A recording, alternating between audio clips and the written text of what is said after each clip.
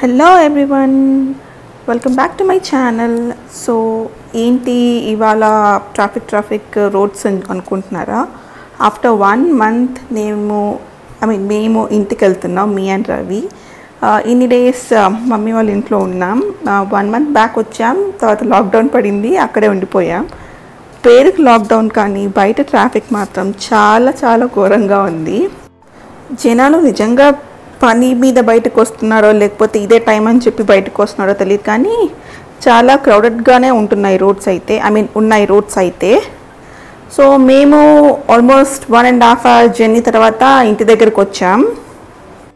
ఇవాళ క్లైమేట్ పర్లేదు, కొంచెం బాగానే ఉంది. నిన్న యాక్చువల్లీ సాటర్డే, అంటే మేము సండే వచ్చాం. నేను దీన్ని ఎప్పుడు అప్లోడ్ చేస్తానో తెలీదు, బట్ సండే రోజు క్లైమేట్ చాలా బాగానే ఉండింది, అంత వేడిగా ఏం లేదు బయట, దో ఇట్ వాస్ ఆఫ్టర్నూన్.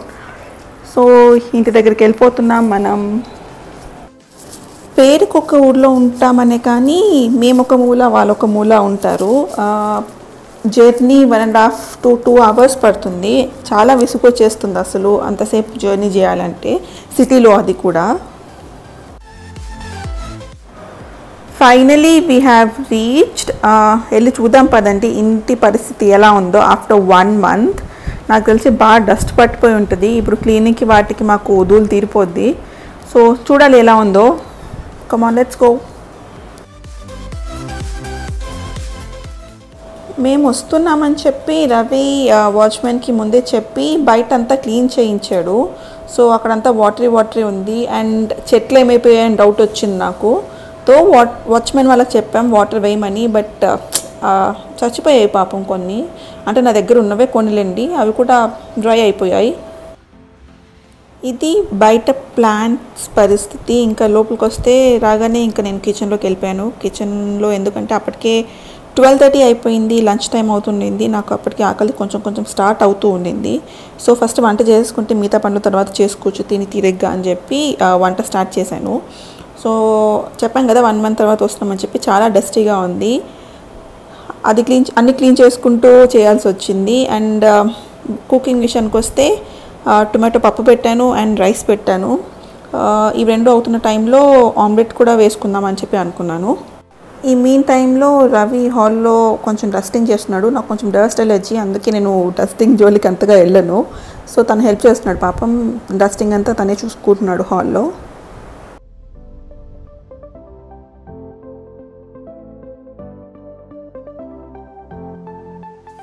మీరు చూసినట్టయితే మన పప్పు ఆల్మోస్ట్ అయిపోయింది, జస్ట్ పోపు వేయాలి దానికి అంతే. దాంతోపాటే పక్కన ఆమ్లెట్కి కూడా రెడీ చేసుకుంటున్నాను. ఆమ్లెట్ కూడా వేసేస్తే అయిపోద్ది అని చెప్పి. అండ్ రైస్ కూడా అయిపోయింది, ఆఫ్ చేసేసాను. జస్ట్ ఆమ్లెట్ ఒకటి మిగులుంది, ఆమ్లెట్ వేసుకుంటే మేము ఇంకా తినేయచ్చు. నేను ఒక బుజ్జి సింగిల్ ఆమ్లెట్ వేసుకున్నాను అండ్ రవికి డబల్ ఆమ్లెట్ వేస్తున్నాను. చూపిస్తాను ఉండండి ఒకసారి ఆమ్లెట్.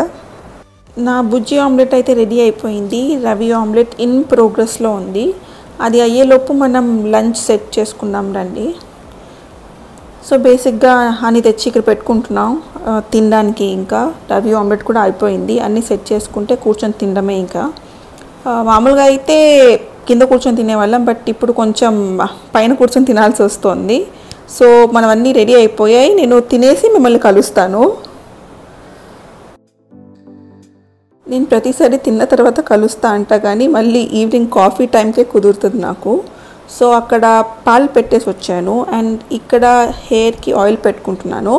హెడ్ బాత్ చేయాలి. సో హెడ్ బాత్ చేసే ముందు కంపల్సరీ 99% ఆయిల్ పెట్టుకుంటాను నేను. అట్లీస్ట్ 1 hour అయినా పెట్టుకుంటాను, లేకపోతే నా హెయిర్ ఇంకా డ్రైగా ఇంకా ఫ్రిజీగా అయినట్టు అనిపిస్తుంది.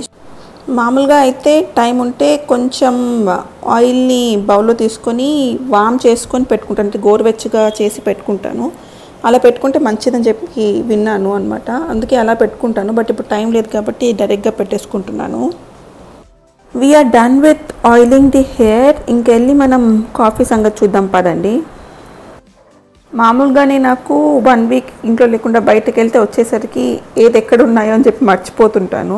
సో అలాంటిది ఈసారి 1 month వెళ్ళాం కదా, వస్తువులు ఏం కనిపించట్లేదు, ఎత్తుక్కోవడానికి సగం టైం అంతా అయిపోయింది నాకు. ఎలా అయితే ఏంటి, ఫైనల్గా కాఫీ అయితే పెట్టేశాను.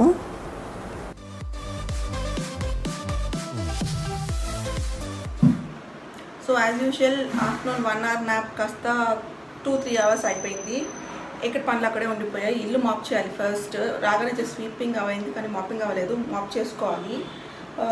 కాఫీ అయిపోయింది. ఇంకెళ్ళి నేను మాప్ చేసి మళ్ళీ మిమ్మల్ని కలుస్తాను. సో పని చేసి అలసిపోయి ఈవినింగ్ స్నాక్స్కి ఏదో ఒకటి ఆర్డర్ పెట్టుకోవాలని చెప్పి కేఎస్ బేకర్స్ నుంచి పిజ్జా అండ్ పేస్ట్రీ ఆర్డర్ పెట్టాను. నార్మల్ మినీ పిజ్జా పెట్టాను. మళ్ళీ వేస్ట్ ఎందుకంటే ఆల్మోస్ట్ అప్పటికే డిన్నర్ టైం అయిపోతుండింది. ఇప్పుడు మళ్ళీ ఎక్కువ తింటే నైట్కి తినలేనని చెప్పి బుజ్జి పిజ్జా ఆర్డర్ పెట్టుకున్నాను. దాంతోపాటు ఒక పేస్ట్రీ ఆర్డర్ పెట్టుకున్నాను.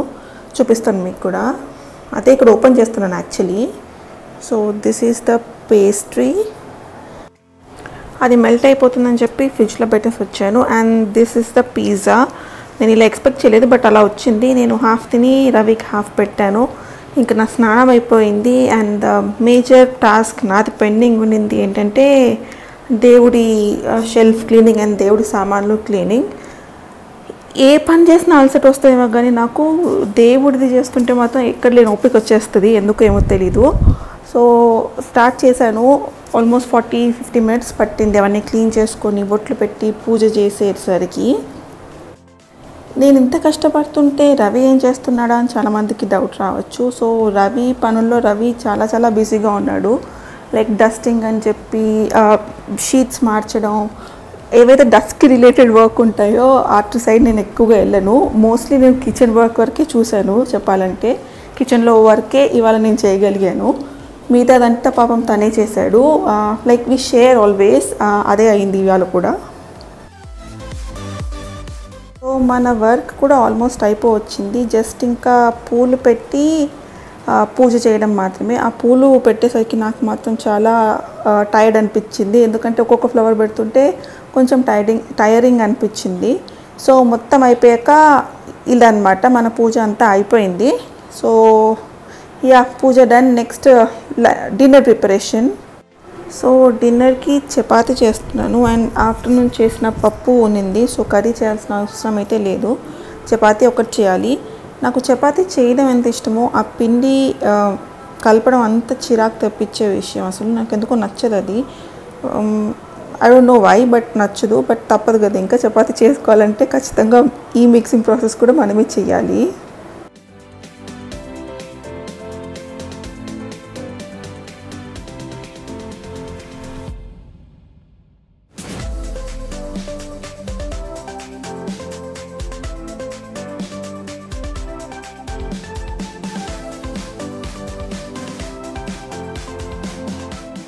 సో పిండి కలపడం అనేది ఆల్మోస్ట్ అయిపోయింది. ఇప్పుడు దీన్ని కాసేపు పక్కన పెట్టాలి. అంటే అట్లీస్ట్ ఒక 15 to 20 minutes రెస్ట్ చేస్తే చపాతీ బాగా పొంగుతాయి.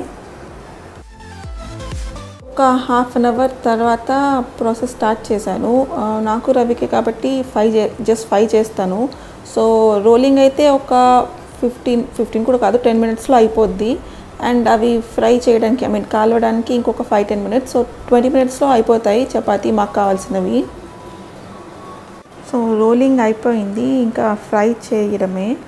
నాకు చపాతీలు కానీ పూరీలు కానీ పొంగితేనే చాలా ఇష్టం, లేకపోతే తినాలనిపించదు.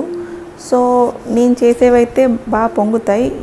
ఇది మీకు ఈ యాంగిల్లో సరిగ్గా కనిపించట్లేదు. నెక్స్ట్ చపాతీ కొంచెం మంచి యాంగిల్లో జూమ్ చేసి చూపిస్తాను, ఆగండి. ఇది చూద్దాం, ఇది బాగా పొంగుతుందో లేదో. మోస్ట్లీ నేను చేసేవైతే బాగానే పొంగుతాయి పాపం. చూసారా, బాగా పొంగుతుంది. నాకు అలా పొంగితే చాలా ఇష్టం, లేకపోతే రొట్టెల్లా ఉంటాయి, నాకు నచ్చదు. నేను చేసేవైతే ఇలా పొంగి మంచిగా 3 layers వస్తాయి. చూపిస్తాను మీకు అది. చేయడం అయిపోయింది, ఇంకా తినాలి. తినే ముందు మీకు ఆ లేయర్స్ చూపిద్దామని చెప్పి చూపిస్తున్నాను. సో ఇటు సైడ్ ఒక లేయర్, మిడిల్లో ఒక లేయర్ అండ్ ఇటు ఒక లేయర్. సో మొత్తం 3 layers వస్తాయి అండ్ చాలా సాఫ్ట్గా కూడా ఉంటాయి. ఫైనలీ కూర్చొని మాట్లాడగలుగుతున్నాను. మార్నింగ్ నుంచి అనుకుంటున్నాను ఒక 2 నిమిషాలు కూర్చొని పద్ధతిగా ఇంట్రో కానీ ఏదో ఒకటి చెప్దామని చెప్పి, కానీ అస్సలు కుదరలేదు. చాలా బిజీ అయి ఉండింది డే అంతా. ఈ ఒక్క వీడియోకి మాత్రం ఈ ఫేస్ని ఇగ్నోర్ చేయండి. So that's all for this Sunday vlog. Hope ఈ వీడియో మీకు నచ్చింది అనుకుంటున్నాను. నచ్చితే డెఫినెట్గా వీడియోని లైక్ చేయండి, మీ ఫ్రెండ్స్తో షేర్ చేయండి అండ్ మరిన్ని వీడియోస్ కోసం నా ఛానల్కి సబ్స్క్రైబ్ చేసుకోండి. అలాగే పక్కన ఉన్న బెల్ ఐకన్ క్లిక్ చేయండి సో దట్ నేను వీడియో పెట్టగానే మీకు నోటిఫికేషన్స్ వస్తాయి. మళ్ళీ కలుద్దాం, అంతవరకు బాయ్.